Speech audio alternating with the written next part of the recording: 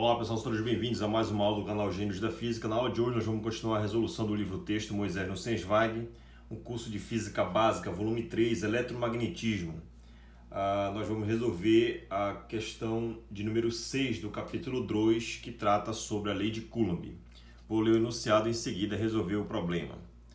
Bem, então o problema diz o seguinte, né? Cargas Q, 2Q e 3Qzinho são colocadas nos vértices de um triângulo equilátero de lado A, ou seja, um triângulo que tem os três lados iguais, certo? Uma carga Q maiúsculo de mesmo sinal que as outras três, né, que estão no vértice, é colocada no centro do triângulo. Obtém a força resultante sobre essa carga em módulo, direção e sentido. Então, como é que você vai resolver esse problema, tá? Vou colocar aqui.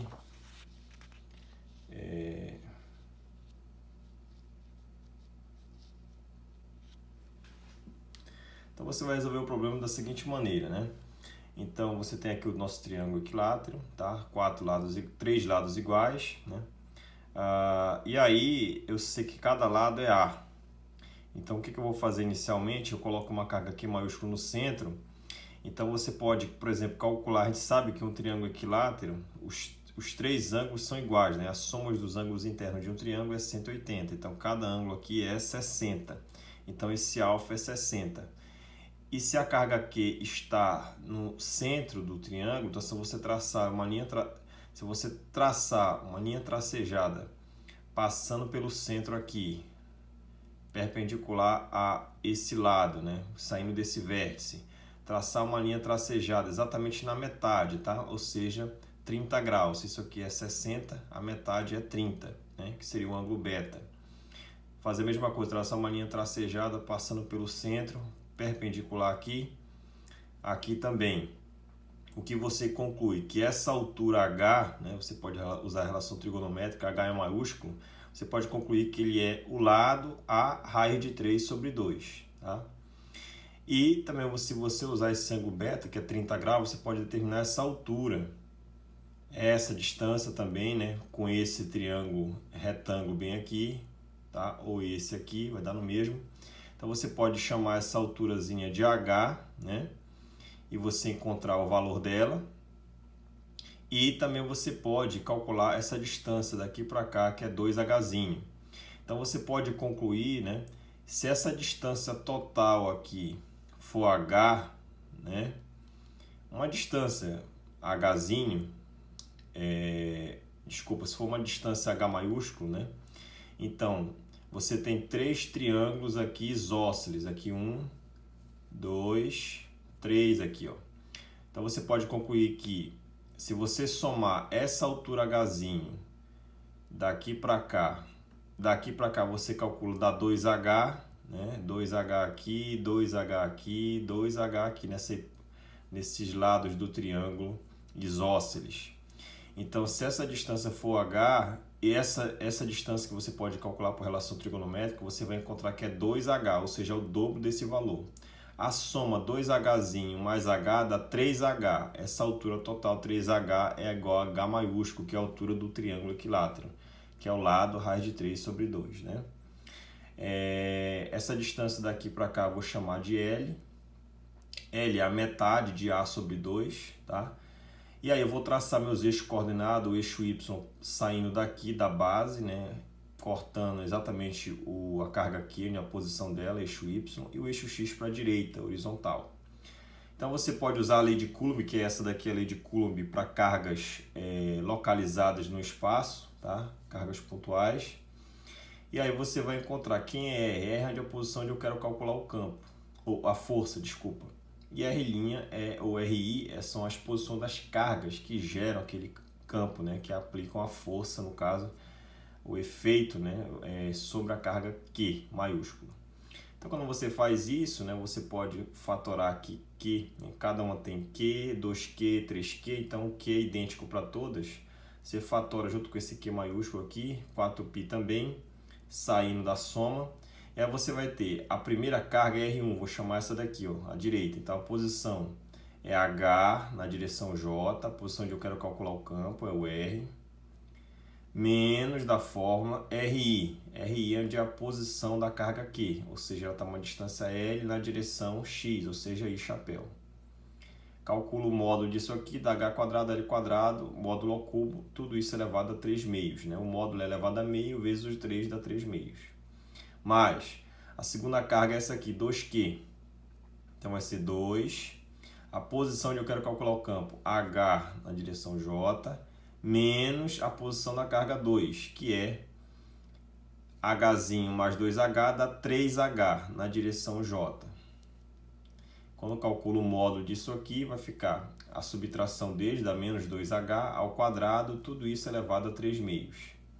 Mais a última carga é 3Q, então vai ser 3 vezes a posição onde eu quero calcular a força de Coulomb, HJ, né? Daqui para cá é H, né? Na direção do J, que é o sentido crescente do eixo Y, menos com a posição R', né? Então, menos com a posição que vai ser negativa, lembra que o eixo X para a direita é positivo e para o lado esquerdo é negativo, né?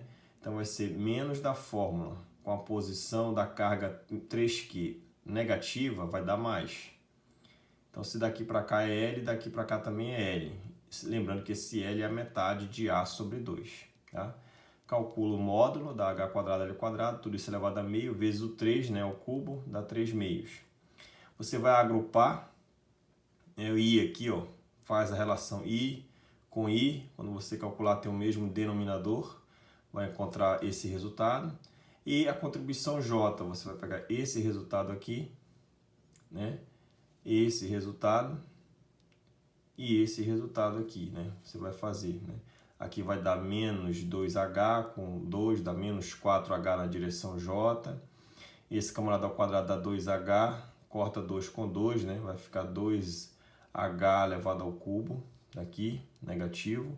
E o positivo vem exatamente daqui, 3HJ com HJ, dá 4HJ. Esse denominador é igual. Então, você tem que entender, será que esse resultado é idêntico a esse? Né? Será que dá para simplificar, cancelar esses termos, né? A soma dá zero?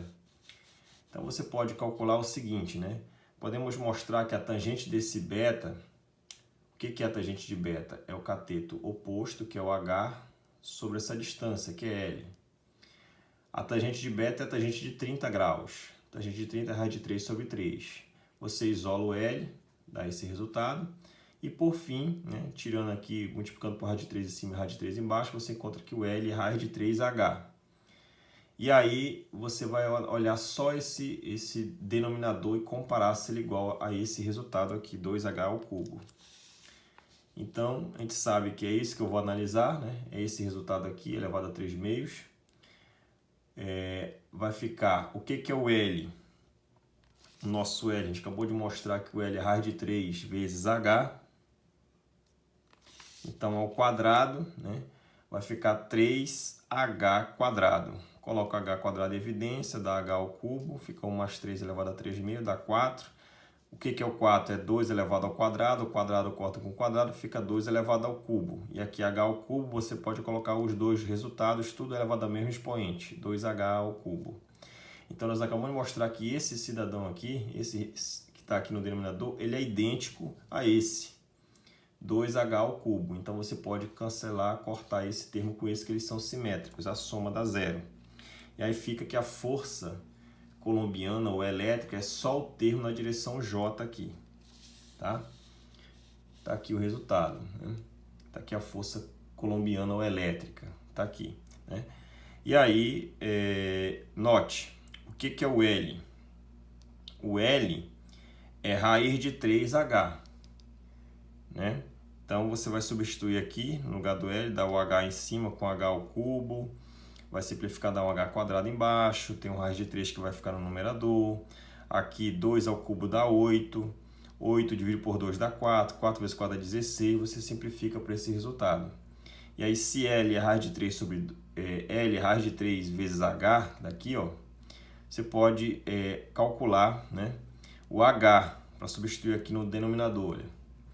O que é o L? O L é a metade de A sobre 2. E isola o H, vai ficar, né, produto dos meios igual aos extremos, H quadrado é A quadrado sobre 12. Ao substituir aqui, você simplifica 16 com 12, vai encontrar 3/4, né, a força elétrica, 3/4 de raiz de 3, Q grande, Q maiúsculo, dividido por π ε0 ao quadrado na direção I. Ou seja, uma força elétrica coulombiana repulsiva, né, positiva aqui, ó. Então, as 3 cargas vão gerar nessa carga Q maiúsculo uma força de repulsão horizontal, porque está na direção I, ó, mais I, e tem módulo esse resultado aqui. E se é mais I, o sentido é daqui para a direita. Então, essa carga vai sofrer uma força horizontal para a direita, de intensidade, esse resultado que está aqui. Perfeito? Note que eu coloquei variáveis novas, né, aqui no problema, Hzinho, L, mas você pode colocar desde que ao final você tire essas variáveis e coloque em função das variáveis que foram dadas no problema. Então, por exemplo, o H eu substituo no final em função de A, né? O L eu substituo em função do H. Então, no final das contas, o resultado não depende de nenhuma dessas variáveis novas que eu coloquei, só das variáveis do problema, tá certo? Espero que todos tenham gostado. Até mais e bons estudos!